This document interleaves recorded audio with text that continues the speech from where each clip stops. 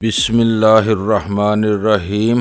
گمنام ہیرو کے معزز ناظرین السلام علیکم۔ آئیے چلتے ہیں کہانی کی طرف۔ پوزیشن اتنی نازک تھی کہ وہ مسلح تھا اور عقبی نشست پر براجمان تھا۔ مجھے گردن گھمانے کی بھی اجازت نہیں تھی۔ ویرا تو شاید رہ کر عقب نما آئینے کی طرف نظریں اٹھا کر اسی کو دیکھ رہی تھی، مگر مجھے اس مردود کے بارے میں کچھ اندازہ نہیں ہو پا رہا تھا۔ نہ ہی یہ معلوم تھا کہ سلطان شاہ ہمارے تعاقب میں آ رہا تھا یا وہیں کھڑا رہ گیا تھا۔ اجنبی سلطان شاہ کے وجود سے لاکھ بے خبر سہی، لیکن میں نے اس کے کریہ چہرے کی جو ایک جھلک دیکھی تھی، اس سے اندازہ لگایا تھا کہ وہ پیشہ ور مجرم تھا۔ اس اعتبار سے اس کی پیشہ ورانہ جبلت کا تقاضا تھا کہ ہم دونوں کو اغوا کرتے ہوئے وہ تعاقب کے موہوم سے امکان کو بھی اپنی نظروں میں رکھے، مگر وہ مسلسل خاموش تھا۔ راستوں کے بارے میں ویرا کو مختصر ہدایت دینے کے علاوہ کچھ نہیں بول رہا تھا، جس کا مطلب یہی تھا کہ یا تو وہ سلطان شاہ نے تعاقب نہیں کیا تھا، یا پھر اجنبی اپنی پوری کارروائی کے بارے میں اس قدر پر اعتماد تھا کہ کار روانہ ہو جانے کے بعد اس نے ہم دونوں پر سے توجہ ہٹا کر پیچھے دیکھنے کی زحمت ہی نہیں کی تھی۔ پیچھے دیکھنے کی صورت میں اسے یہ خطرہ بھی رہا ہوگا کہ کہیں ویرا عقب نما آئینے میں اس کی لمحہ بھر کی عدم توجہی بانپ کر کوئی ایسا کاری وار نہ کر گزرے کہ جیتی ہوئی بازی اس کے ہاتھ سے جاتی رہے۔ چند منٹ کی اس قلیل سی مدت ہی میں میرے اعصاب بری طرح چٹکنے لگے اور میں نے اس کی برہمی کی پرواہ کیے بغیر کار میں چھایا ہوا سکوت توڑنے کا فیصلہ کر لیا۔ گاڑی ہل پارک سے کافی دور نکل آئی ہے یار، اب تو کچھ بتا دو، میں نے خوشامدانہ لہجے میں کہا۔ منزل پر پہنچ کر سب سامنے آ جائے گا، فی الحال بکواس بند رکھو، اس نے کٹکھنے کتے کی طرح گراتی ہوئی آواز میں کہا، اور لہجہ بھر کے لیے پستول کی آہنی نال میری گردن سے آ لگی، جو چبو کر فوراً پیچھے ہٹا لی گئی۔ اگر تمہیں یہ لڑکی پسند ہے تو اسے جہاں جی چاہے لے جاؤ، مجھے یہیں اتار دو، میں نے جھجکنے کی اداکاری کرتے ہوئے خوفزدہ لہجے میں کہا۔ بس گوری چمڑی کے چکر میں مارا گیا، مجھے پتا ہوتا کہ تم جیسے لوگ بھی اس کے پیچھے ہیں تو ہرگز اس سے دوستی نہ کرتا۔ بزدل خلاف توقع ویرا نفرت انگیز لہجے میں بول پڑی۔ پستول دیکھتے ہی سارا عشق ہوا ہو گیا، شرم بھی نہیں آتی کہ خود سے بھی مجھے اس کے حوالے کرنے پر تل گئے ہو؟ تمہیں تو وہ لے ہی جا رہا ہے، میں بیچارہ بلا وجہ کیوں مارا جاؤں؟ میں نے بے بسی کے ساتھ کہا۔ اے لڑائی بند کرو، وہ ڈپٹ کر گرایا، یہ ناٹک نہیں ہے۔ 2 منٹ پہلے لندن میں ملنے کے پروگرام بن رہے تھے، اب بلیوں کی طرح لڑ رہے ہو، یہ اداکاری نہیں چلے گی۔ اداکاری نہیں، یہ حقیقت ہے بھائی، میں کراہا یہ مجھے پٹی پڑا رہی تھی کہ میں اپنا گھر بار چھوڑ کر خاموشی کے ساتھ اس کے ہمراہ لندن فرار ہو جاؤں، پھر وہاں ہمارے عیش ہی عیش ہوں گے۔ اے مسٹر، اس بار ویرا غصیلے لہجے میں اجنبی سے مخاطب ہوئی تھی، میں اس سے زیادہ توہین برداشت نہیں کر سکتی، میں گاڑی روک رہی ہوں، تم اسے گولی مار کر یہیں پھینک دو۔ یہ کہتے ہوئے اس نے واقعی بریکوں پر ہلکا سا دباؤ ڈال دیا۔ اس وقت غضب کی اداکاری کر رہی تھی۔ اجنبی سے گفتگو کا آغاز کرتے ہوئے ایسا کوئی منصوبہ میرے وہم و گمان میں بھی نہیں تھا، لیکن ویرا نے موقع سے زبردست فائدہ اٹھایا۔ بریک چھوڑو، وہ اضطراری طور پر گرایا، ورنہ گولی مار دوں گا۔ اس بار اس نے قدرے آگے جھک کر پستول کی نال ویرا کی پسلیوں میں پیوست کر دی تھی۔ وہ صورت برقرار تھی۔ میں نے سرعت کے ساتھ سوچا کہ مارٹن کے مکان میں میرے ہاتھوں مرنے والے نقاب پوش کی طرح اجنبی بھی مجھے ڈینی کی حیثیت سے نہیں پہچانتا تھا، ورنہ اب تک اس کا اظہار کر چکا ہوتا۔ دوسری بات یہ کہ اگر وہ داؤد کا آدمی ہی تھا تو ہیروین کے وسیع کاروبار سے ضرور واقف رہا ہوگا۔ ان 2 نکات کے روشن ہوتے ہی اپنی کہانی میں حقیقت کا رنگ بھرنے کے لیے میری زبان ایک بار پھر چل پڑی۔ اسے رہنے ہی دو تو بہتر ہے، یہ خوبصورت لڑکی نہیں، ایک فتنہ ہے۔ اپنے سحر میں الجھا کر مجھے تقریباً آمادہ کر لیا تھا کہ میں 2-4 کلو ہیروین ساتھ لے کر لندن جاؤں گا اور یہ مجھے کروڑ پتی بنا دے گی۔ موت کو سامنے دیکھ کر مجھے ہوش آیا ہے کہ میں اس سفید کتیا کے چکر میں کیا کرنے والا تھا۔ ویرا نے اپنی پسلیوں میں اڑسے ہوئے پستول کی نال کے دباؤ کی پرواہ کیے بغیر بایاں ہاتھ گھما دیا، جو خاصی شدت کے ساتھ میرے سینے پر پڑا اور میں بے اختیار کراہتا ہوا آگے جھک گیا۔ اسی لمحے ویرا نے نہایت عامیانہ انداز میں بازاری گالیاں بکتے ہوئے سختی سے بریک لگایا۔ اجنبی اپنی تمام تر سخت گیری کے باوجود اس صورتحال سے بکھلایا ہوا تھا۔ بریک لگنے کے جھٹکے سے پستول کی نال ویرا کی پسلیوں سے نکل گئی اور اجنبی ویرا کی سیٹ کی پشت گاہ کا سہارا لینے پر مجبور ہو گیا۔ میرے لیے وہ مہلت غنیمت تھی۔ میں نے دونوں ہاتھوں سے اس کی کلائی تھام کر اس قدر شدید جھٹکا دیا کہ پستول اس کی گرفت سے نکل کر گیئر لیور ریور سے ٹکراتا ہوا اگلے پائیدان میں آ گرا۔ کیا ہو رہا ہے؟ اسی لمحے میرے کانوں سے سلطان شاہ کی متبہش آواز ٹکرائی۔ میں نے پستول اٹھاتے ہوئے گردن گھما کر دیکھا تو وہ اپنی کار ویرا کی گاڑی کے برابر لے آیا تھا۔ سب ٹھیک ہو گیا، تم پیچھے آؤ، ویرا نے تقریباً چیخ کر کہا۔ اس وقت تک وہ اپنی تھمتی ہوئی کار کی رفتار دوبارہ بڑھا چکی تھی، لیکن اسی لمحے اجنبی کسی وحشی گینڈے کی طرح مجھ پر ٹوٹ پڑا۔ مجھے اتنی مہلت ہی نہ مل سکی کہ میں پستول کو پوری طرح اپنے قبضے میں لے سکتا۔ وہ میرے ہاتھ سے نکل کر ایک بار پھر پائیدان میں آ گرا۔ اجنبی کسی جونک کی طرح مجھ پر چھا جانے کی کوشش کر رہا تھا۔ اس نے اپنا پورا وزن مجھ پر ڈالا ہوا تھا اور میں اگلی نشست میں پھنس کر رہ گیا تھا۔ ذہن پر یہ خوف بھی مسلط تھا کہ وہ بدماش غیر مسلح ضرور ہو چکا تھا، لیکن کراٹے میں اپنی مہارت کا اعلان بھی کر چکا تھا۔ اگر اسے ایک ہی بھرپور ہاتھ دکھانے کا موقع مل جاتا تو ویرا اس کے رحم و کرم پر تنہا رہ جاتی۔ اس خطرناک صورتحال میں بس یہی ایک احساس تقویت کا باعث تھا کہ سلطان شاہ بھی ہمارے پیچھے لگا ہوا تھا اور اس کی گاڑی میں وہ ایکسپلوڈر میگزین سمیت موجود تھا جو میں نے مارٹن کے مکان میں نقاب پوش کو ہلاک کر کے حاصل کیا تھا۔ قریب تھا کہ شیز اور اجنبی مجھ پر پوری طرح حاوی ہو جاتا اور میں اس کے توانا بازوؤں اور پشتگاہ کے درمیان جکڑ کر رہ جاتا۔ ویرا نے کام دکھایا۔ اس نے اجنبی کے جسم کے کسی بہت ہی نازک اور حساس حصے پر بائیں ہاتھ سے ایسی کھلی ضرب لگائی کہ ایک کربناک چیخ کے ساتھ اس کی گرفت ڈھیلی پڑ گئی۔ اس کی خون آشام گرفت ڈھیلی پڑتے ہی میں سیٹ میں پنجوں کے بل پوری قوت سے اوپر اچھلا اور میری ٹکر اندازے کے عین مطابق اس کے چہرے پر پڑی۔ وہ ایک گراہٹ کے ساتھ عقبی نشست پر گر گیا اور میں پھرتی کے ساتھ پائیدان سے پستول اٹھا کر پیچھے ہی کود گیا تاکہ اس برتری کو ختم کر سکوں جو اسے پچھلی نشست پر ہونے کی وجہ سے حاصل تھی۔ ویرا کی لگائی ہوئی شدید ضرب اور پھر میری ٹکر نے اسے دوہرا کر کے رکھ دیا تھا۔ وہ اپنے جسم کو گٹھڑی بنائے ماہی بے آب کی طرح تڑپ رہا تھا اور اپنی دردناک چیخوں پر قابو پانے کی سرتوڑ کوششیں کر رہا تھا، لیکن وحشیانہ گراہٹیں پھر بھی ابھر رہی تھیں۔ میں نے اس کے پہلو میں عقبی نشست سنبھالتے ہی اس کے جبڑے پر پے در پہ کئی زوردار مکے رسید کیے اور وہ کسی جنگلی بھینسے کی طرح اپنی ساری تکلیف کو بھول کر مجھ سے لپٹ پڑا۔ وہ علاقہ آباد ضرور تھا مگر سڑکیں ویران تھیں۔ کچھ فاصلے پر ایسی روشنیاں نظر آ رہی تھی کہ ہم اگر اسی طرح لڑتے بھڑتے ادھر سے گزرتے تو شاید مداخلت کا سامنا کرنا پڑتا اور شاید اسی بنا پر ویرا نے یک بیک کار بائیں طرف کنارے سے لگا کر روک دی۔ اجنبی مجھ سے الجھا ہوا تھا۔ وہ جسمانی طاقت کے اعتبار سے اگر مجھ سے برتر نہیں تو کم تر بھی نہیں تھا اور چند شدید ترین ضربات کھانے کے باوجود اس کے جارحانہ غیظ و غضب میں کوئی کمی نہیں آئی تھی۔ اس وقت مجھ پر بھی کوئی عجیب سی دھن سوار تھی کہ بھرا ہوا پستول ہاتھ میں ہونے کے باوجود محض طاقت کے بل پر اسے زیر کرنے کی کوشش کر رہا تھا، مگر ویرا کے کار روکتے ہی مجھے سبکی کا کچھ عجیب ایسا احساس ہوا اور اسی لمحے عقب میں کسی کار کے ٹائروں کے چرچرانے کی آواز کے لہجہ بار بعد سلطان شاہ دوڑتا ہوا ہماری گاڑی کے قریب آ پہنچا۔ اس مرحلے پر کسی کی مداخلت میرے لیے قابل قبول نہیں تھی۔ میں نے پستول پر اپنی گرفت تبدیل کیے بغیر اس کی وزنی نال سے اجنبی کی کنپٹی پر ضرب لگانا چاہی، لیکن وہ اپنے بدن کا زاویہ بدل کر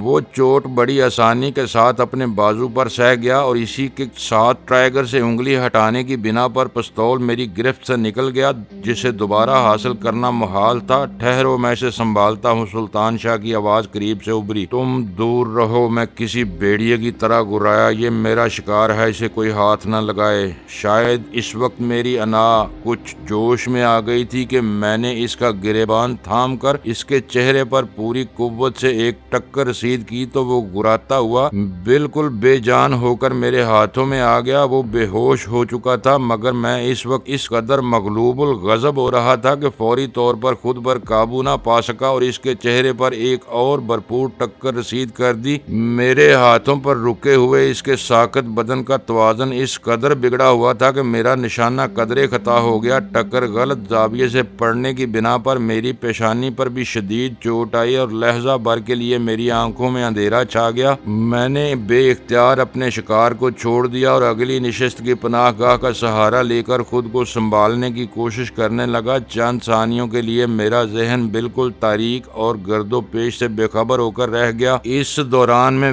ویرا اور سلطان شاہ نے یقینی طور پر میری خبر لی ہوگی اور بے ہوش اجنبی کو اس طرح پچھلے پائیدان میں چھاپا ہوگا کہ باہر سے کسی کو کار میں کسی قیدی کی موجودگی کا شبہ نہ ہو سکے، مگر مجھے اس بات سے کسی بات کا ادراک نہیں۔ میرے ذہن سے رفتہ رفتہ دھند چھٹنا شروع ہوئی تو کار یکساں رفتار سے کسی ہموار سڑک پر دوڑ رہی تھی۔ ویرا اسٹیئرنگ وہیل پر موجود تھی اور میرے قدموں میں قیدی بے ہوش پڑا گہرے گہرے بے ترتیب سانس لے رہا تھا۔ میرے اندازے کی غلطی کی وجہ سے میری کھوپڑی پر شدید چوٹ آئی تھی۔ ہوش آ جانے کے باوجود بھی میرا سر بری طرح دمک رہا تھا۔ آج ستارے ہی اچھے تھے جو بچ گئے، ورنہ یہ ہمیں ہانک کر اپنے آقا کے پاس لے جاتا۔ میں نے گہرا سانس لے کر برائی ہوئی آواز میں کہا اور ویرا چونک پڑی۔ تو تم ہوش میں آ ہی گئے؟ وہ بولی۔ ہوا کیا تھا تم کو؟ اسے ٹکر مارتے ہوئے سر میں چوٹ آ گئی تھی، لیکن یہ تو بتاؤ کہ اسے تم کہاں سے اپنے پیچھے لگا لائی تھی؟ میں نے ذرا ترش لہجے میں سوال کیا۔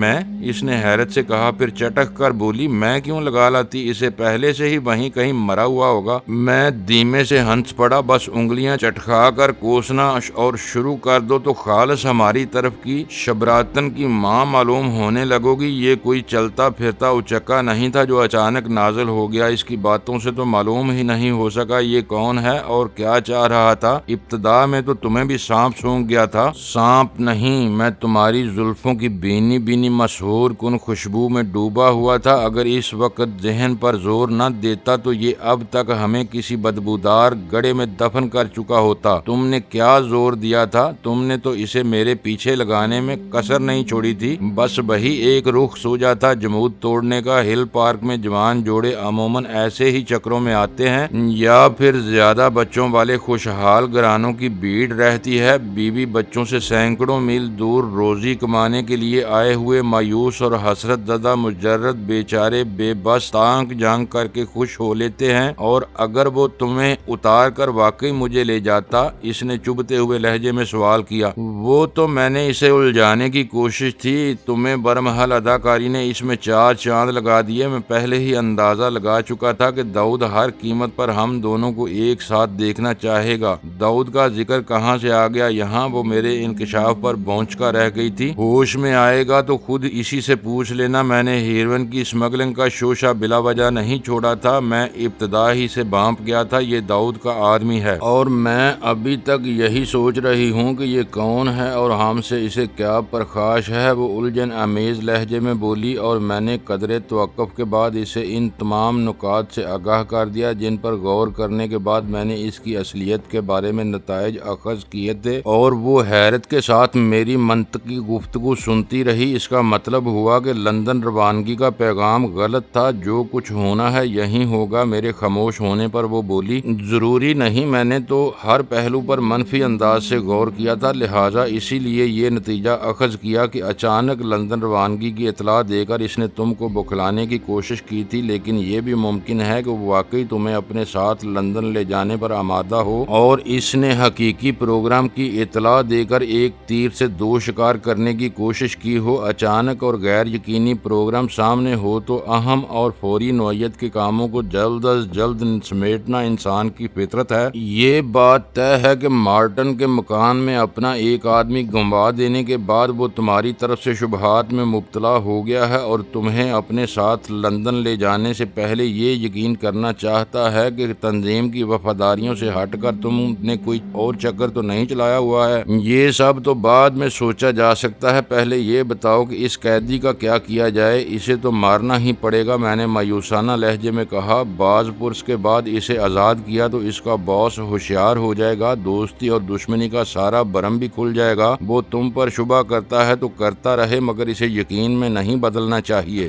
بعض پرس کے لیے کوئی ٹھکانہ بھی تو نہیں ہے ہمارے پاس، وہ بڑبڑائی۔ پرواہ نہ کرو، اس وقت ہم شاہراہ فیصل پر آ گئے ہیں، بس سیدھی ہی چلتی رہو۔ میں نے اپنے ذہن میں منصوبہ ترتیب دیتے ہوئے مڑ کر دیکھا تو سلطان شاہ بہت کم فاصلے سے ہمارے پیچھے چلا آ رہا تھا۔ تمہارا یہ ساتھی بڑا وفادار معلوم ہوتا ہے، ہر وقت سائے کی طرح ساتھ لگا رہتا ہے۔ چند ثانیوں کے سکوت کے بعد ویرا بولی تو اس کے لہجے میں حسد کی ہلکی سی بو تھی۔ تنظیم سے مخالفت مول لینے کے بعد ہر ایک سے کٹ کر رہ گیا ہوں۔ تمہارے بس اسی پر اعتماد کر سکتا ہوں۔ ہر وقت میرے پسینے پر اپنا لہو بہانے کے لیے تیار رہتا ہے۔ میں نے اس کے جذبات کا پاس کرتے ہوئے سنجیدگی کے ساتھ کہا۔ سائے کی طرح پیچھے لگا ہوا ہے۔ وہ عجیب سی ہنسی کے ساتھ بولی، مشکل سے چند گز کے فاصلے پر گاڑی ڈرائیو کر رہا ہے، ذرا بھی بریک لگاؤں تو سیدھا آ ٹکرائے گا، لیکن اس صاف اور سیدھی سڑک پر اچانک بریک لگانے کی ضرورت ہی کیا ہے؟ میں نے کہا۔ اسی بھروسے پر وہ اتنے قریب ہے، پھر وہ تمہیں ایک سیدھی سادی لڑکی سمجھتا ہے جسے میں نے اپنے دام میں پھانسا ہوا ہے۔ اسے تمہاری اصلیت کا پتہ چل جائے تو وہ ہر لمحے تم سے چکنا رہے گا۔ کہاں سے خریدا تھا؟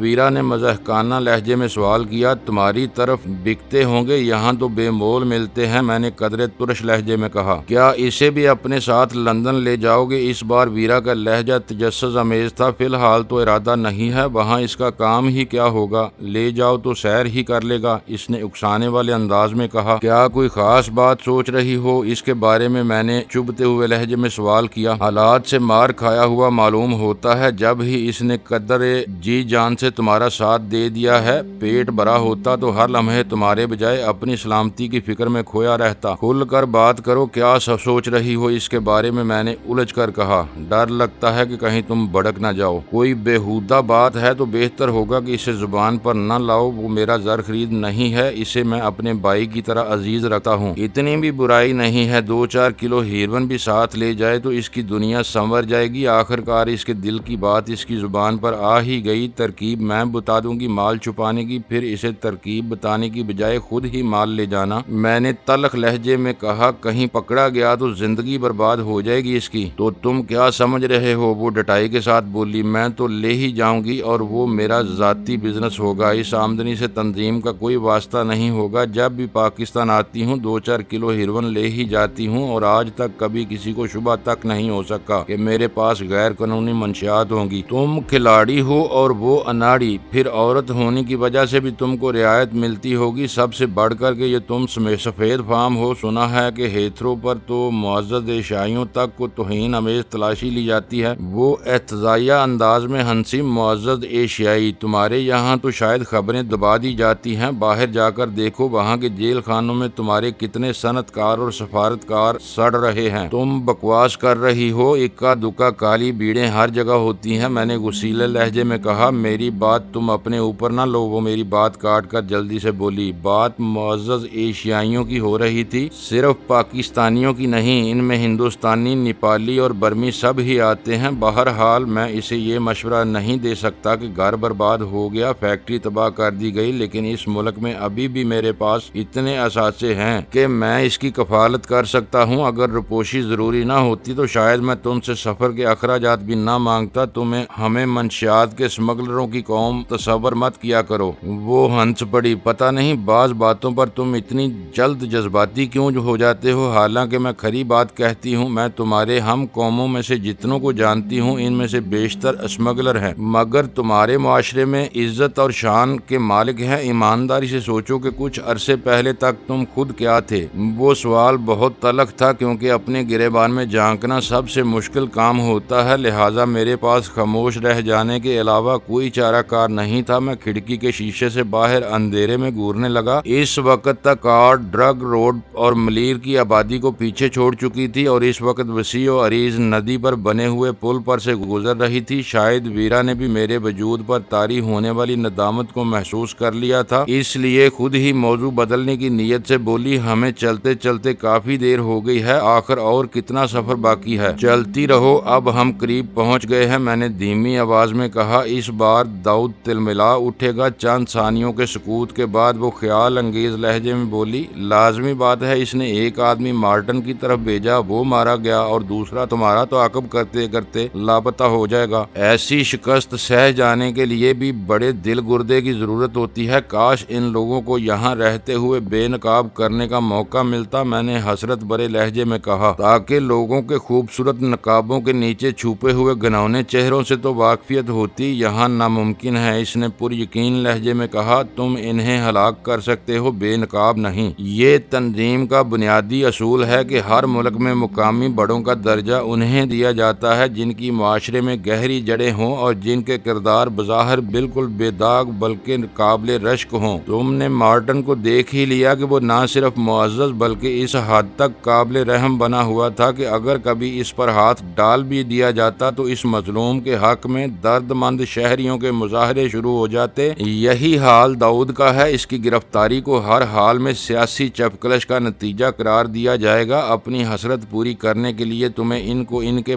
بٹوں سے باہر نکالنا پڑے گا۔ اسی لمحے میرے قدموں میں پڑے ہوئے بے ہوش قیدی نے ہولے ہولے کراہنا اور اپنے بدن کو جنبش دینا شروع کر دیا۔ میں نے بوکھلا کر اس کا چہرہ قدموں میں دبا لیا تاکہ وہ اچانک اٹھنے کی کوشش شروع نہ کر دے، کیونکہ اس وقت ہم لانڈی سے گزر کر بوسٹل جیل کے سامنے سے گزر رہے تھے۔ دوبارہ ویرانہ شروع ہوتے ہی میں نے جلدی اس کی جامہ تلاشی لی، لیکن اس سے چھینے ہوئے پستول کے علاوہ کوئی ہتھیار برآمد نہ کر سکا۔ اس دوران میں وہ خاصی حد تک ہوش میں آ چکا تھا۔ میں نے اس کا گریبان تھام کر پائیدان سے گھسیٹتے ہوئے اپنے برابر میں نشست پر بٹھا لیا۔ چند لمحوں تک ادھر ادھر جھومتے رہنے کے بعد اس کے بدن میں دوبارہ سختی پیدا ہوئی۔ شاید وہ پوری طرح ہوش میں آ چکا تھا، لیکن زبان کھولنے سے پہلے صورتحال کا ادراک کرنا چاہ رہا تھا۔ ذرا بھی ہوشیاری دکھانے کی کوشش کی تو بے دریغ جہنم باصل کر دوں گا، میں نے دھمکی آمیز انداز میں اس کے پستول کی نال اس کی گردن سے لگاتے ہوئے کہا۔ تم مجھے کہاں لیے جا رہے ہو؟ اس نے برائی ہوئی آواز میں سوال کیا۔ وہیں جہاں تم ہمیں لے جاتے۔ اب شرافت سے یہ بتا دو کہ تمہیں کس نے ہمارے پیچھے لگایا تھا؟ کسی نے نہیں، میں نے کسی ویرانے میں لے جا کر لوٹنا چاہتا تھا۔ تو ویرانہ آ چکا ہے، انتظار کس کا ہے؟ میں نے طنزیہ لہجے میں کہا۔ پھر پل بھر کے سکوت کے بعد سرد لہجے میں بولا، اگر تم ہٹ درمی پر تلے رہے تو گولی مار کر یہیں سڑک پر پھینک دوں گا۔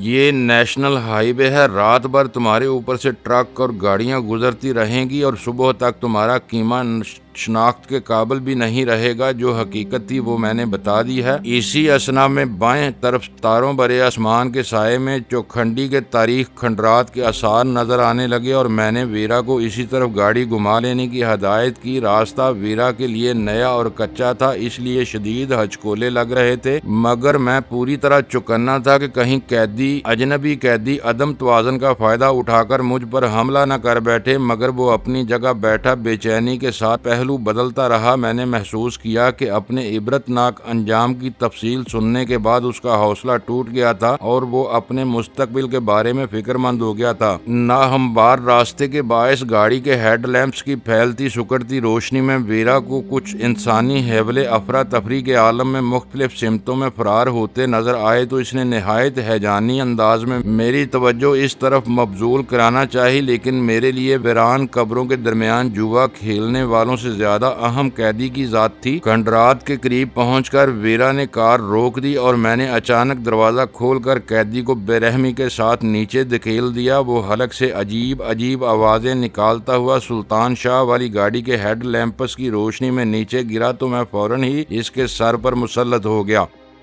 معزز ناظرین، لائک کریں، شیئر کریں اور کمنٹس باکس میں پاک آرمی زندہ باد، پاکستان پائندہ باد کا نعرہ ضرور درج کر کے اپنے ملک پر فخر کریں اور پاکستان کی بنیادیں مضبوط کرنے میں اپنا کردار ادا کریں۔ ویڈیو دیکھنے کا شکریہ۔ معزز ناظرین، اپنا خیال رکھیے گا اور ہمارے چینل کا بھی۔ ISI پاک آرمی زندہ باد، پاکستان پائندہ باد۔